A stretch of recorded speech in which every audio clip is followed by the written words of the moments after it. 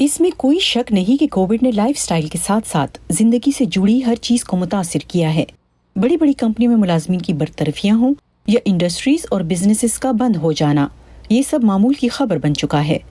لیکن اب cinema industry بھی اس کی لپیٹ میں آ چکی ہے. واشنگٹن ڈی سی میں قائم یہ تھیٹر امریکہ بھر کی مختلف ریاستوں میں ریگل سینما کے نام سے پہچانے جانے والے ان 39 سینما گھروں میں سے ایک ہے جو کہ عنقریب بند ہونے جا رہے ہیں.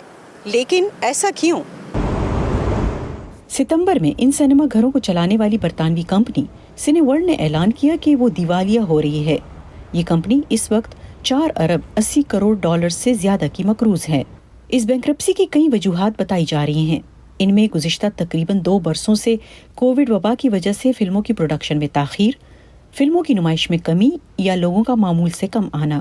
2019 سے 2022 کے درمیان تھیٹرز کے ماہانہ کرایوں میں 30% اضافہ، اسٹریمنگ سروسز کی دستیابی اور ہوم انٹرنیٹ کی سہولتیں شامل ہیں. یعنی اگر آپ کے پاس 50 انچ یا اس سے بڑا ٹی وی ہو، آپ کے پاس اسٹریمنگ نیٹ ورکس ہوں اور وبا کا دور ہو، تو آپ سینما گھر کیوں جائیں گے؟ کمپنی نے گزشتہ سال مالی مشکلات کی وجہ سے پہلے ہی 12 مووی تھیٹرز کو بند کر دیا تھا.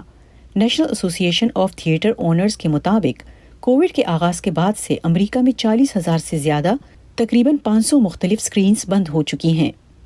امریکہ میں سینما اور تھیٹرز میں فلموں کی نمائش کا کاروبار 100 سال سے زیادہ پرانا ہے، لیکن کووڈ کے سبب بدلتی دنیا میں سینما کلچر کے مستقبل کے بارے میں خدشات ظاہر کیے جا رہے ہیں.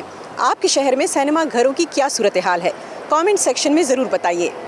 نیلوفر Mughal, voice of America, Washington.